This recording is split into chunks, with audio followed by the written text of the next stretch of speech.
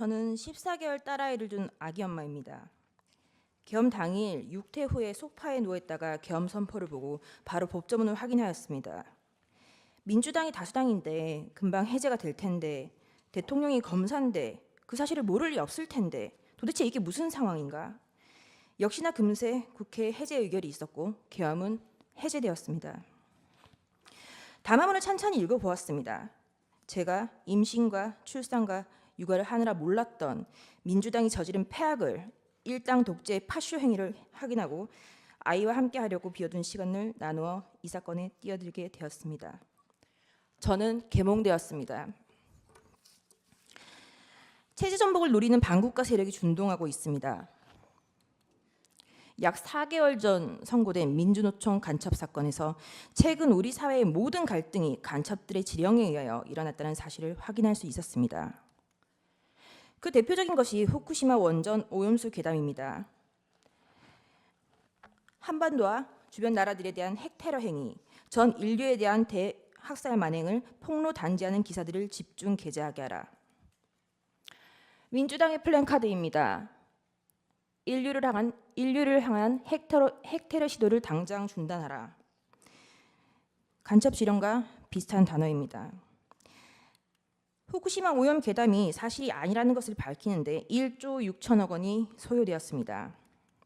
1조 6천억 원은 민주당이 삭감한 대왕고래 프로젝트 497억 30번, 민주당이 삭감한 민생범죄 수사 특활비 특경비 587억 27년치, 민주당이 삭감한 아이들보험 지원 사업 384억 40년치, 민주당이 삭감한 전공의 지원 예산 931억 17년치입니다.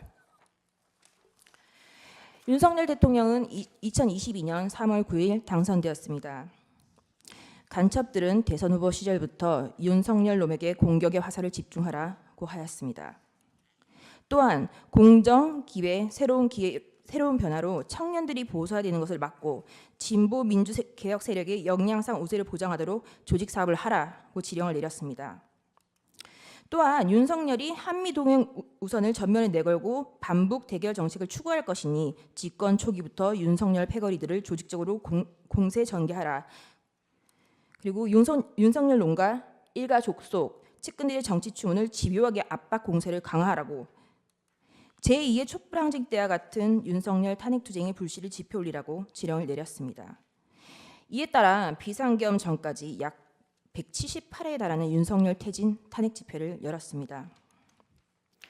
이 사건 계엄을 내란죄로 고발한 자는 민주노총 위원장이었습니다.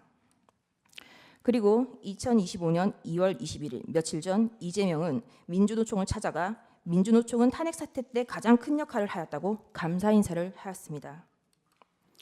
간첩들은 국회 진입에도 적극 개입하였습니다. 진보당과 연대하라. 정의당이 당 지도부를 장악하도록 밀어주라. 한편 문재인 정부는 박근혜 정부의 계엄 문건을 친위 쿠데타로 몰아 2018년 기무사령부를 해체하였습니다. 104일 동안 200여 명을 조사했지만 내란 음모는 전원 무혐의 종결 처리되었습니다. 민주당이 지금 하고 있는 내란몰이를 예행 연습해 두었던 것입니다. 나라를 위하여 헌신해왔던 군인들에게 모욕과 고초를, 간첩을 잡는 방첩 사업 업무를 질적 저하를 야기시켰습니다. 또한 문재인 정부는 박지원 전 국정원장은 2020년 국정원의 대공수사권을 폐지하였습니다.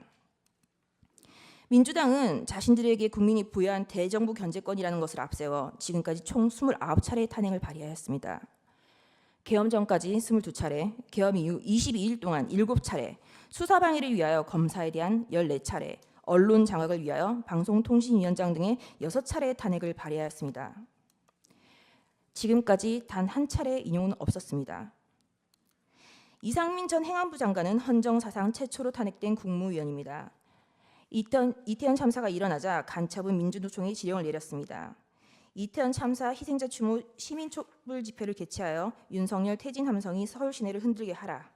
박근혜 년의 탄핵을 이끌어낸 2014년에 세월호 참사 진상규명 투쟁과 같은 정세 국면을 조성하라.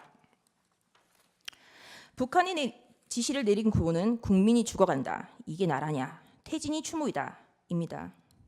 그 구호는 실제 사용되었습니다. 화면에 보시다시피 퇴진이 추모다, 국민들이 죽어간다, 이게 나라냐 라는 구호가 사용되었습니다. 이 구호를 사용한 단체는 촛불행동입니다. 촛불행동 상임대표 김민웅은 민주당 김민석의 친형입니다. 이것이 저희가 확인한 민주노총 간첩 판결문의 마지막 지령입니다. 우린 아직 검거되지 않은 간첩들이 어디서 얼마나 어떤 지령을 내리고 있는지 알 수 없습니다. 이상민 장관에 대한 탄핵소추는 만장일치로 기각되었습니다. 직무정지 기간은 167일입니다. 29차례 탄핵 중 14건은 검사에 대한 것입니다. 제1차 검사 탄핵입니다. 헌정사상 첫 번째 검사에 대한 탄핵입니다. 이날은 이재명의 백현동 대북송금 의혹에 대한 영장 체포동의안 표결이 있었던 날이었습니다. 이날 민주당은 국무총리 한덕수에 대한 해임 건의안 그리고 검사 안동환에 대한 탄핵소추를 맞불로 상정하여 가결시켰습니다. 검사 안동환에 대한 탄핵은 기각되었고 직무정지 낸 기간은 251일입니다.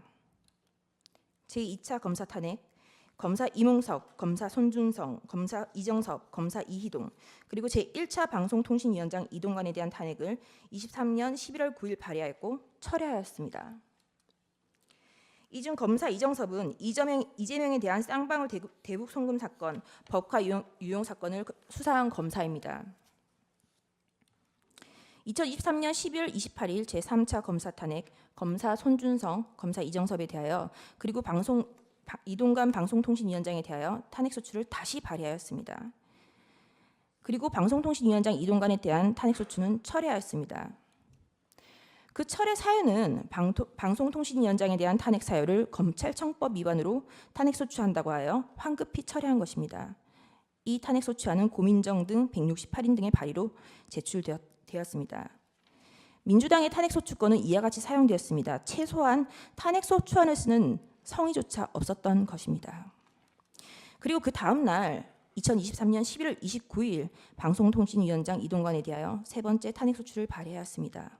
이동관은 20일 사이에 3번이나 탄핵 발의를 당하였습니다. 탄핵이 가결되면 직무집행이 정지되어 방통위 업무가 마비되므로 이동관 방통위원장은 결국 사의를 표명하였습니다. 이와 같이 무성의한 장난 같은 탄핵소추 발의와 철회, 재발의에 대하여 국민의힘 소속 의원들은 국회의장들을 상대로 심의 표결권을 침해하였다며 권한쟁의 심판을 청구하였으나 각하했습니다. 결국 검사 손준성과 검사 이정섭에 대한 탄핵소추는 가결되었고 검사 이정섭에 대한 탄핵소추는 탄핵 사유 대다수가 직무와 무관, 특정되지 않아 전원일치 기각 결정이 내려졌습니다. 직무정지 기간은 272일입니다. 제4차 방송통신위원장 탄핵 2024년 6월 27일 방송통신위원장 김홍일 탄핵소추 발의되자 자진 사퇴하였습니다. 제4차 검사 탄핵 2024년 7월 2일 검사 박상용, 검사 강백신, 검사 엄희준, 검사 김영철에 대하여 탄핵소추 발의가 있었습니다. 검사 강백신은 이재명에 대한 대장동 백현동 사건을 수사한 검사입니다. 검사 엄희준은 이재명에 대한 대장동 백현동 사건을 수사하고 이재명에 대한 구속영장 청구를 한 검사입니다. 검사 김영철은 민주당 전당대회 돈봉투 사건을 수사한 검사입니다. 검사 박상용은 쌍방울 대북송금 사건의 수사검사입니다. 검사 박상용의 탄핵소추 사유입니다. 민원인 대기실 바닥에 설사를 하고 벽에 대변을 발랐다. 이화영에 대하여 이 보이는 영상 녹화실에서 연어회와 종이컵에 소주를 따라주고 진술을 회유하였다. 이재명에 대한 대북송금이 표적수사라는 것, 그리고 그것이 탄핵소추 사유였습니다. 당연히 이화영의 주장은 항소심에서 모두 배척되었습니다. 2024년 7월 25일 제5차 방송통신위원장 직무대리 이상인에 대한 탄핵소추가 발의되었고 다음 날 사의를 표명하였습니다. 이진숙은 2024년 7월 30일 방송통신위원장에 취임을 하였고 그 다음 날 탄핵소추가 발의되었습니다. 단 이틀 일하였는데 헌재는 4대4로 기각을 하였고 직무정지 기간은 174일입니다. 문재인 정권의 사드 고위지원 및 2급 비밀을 중국에 유출한 간첩 행위를 감사하는 것을 표적 감사라고 민주당은 비난을 하였습니다. 그러다가 2024년 12월 2일 독립된 헌법기관인 감사원장에 대한 탄핵을 발의하였습니다. 그리고 같은 날 검사 최재훈, 검사 이창수, 검사 조상원에 대하여 탄핵소추를 발의하였습니다. 그리하여 하루 뒤 그 다음 날 대통령은 2024년 12월 3일 비상계엄을 선포하였습니다. 반국가 세력의 사회 장악, 민주당의 언론 장악 시도, 입법 폭거, 사법 업무의 마비, 삼권 분리 원칙의 몰각, 헌법기관인 감사원의 독립성까지 좌지우지하려는 일당 독재 파쇼행이 대하여 국민들에게 현재의 상황을 알리기 위한 대국민 호소의 계엄을 선포하였습니다. 그럼에도 민주당은 멈추지 않았습니다. 결국 2024년 12월 5일 검사 최재훈, 이창수, 조상원에 대한 탄핵을 가결하였습니다. 그리고 감사원장 체제에 대해서도 탄핵을 가결하였습니다. 감사원장의 탄핵 사유는 구체적으로 특정되지조차 않았고 검사 3인에 대한 탄핵 소추 사유도 모호하다고 지적을 받았습니다. 2024년 12월 4일 피청구인에 대하여 1차 탄핵을 발의하였고 그 사유 중 일부는 중국, 러시아를 적대시하고 일본 중심의 기한 외교 정책을 고집한다라는 것이었습니다.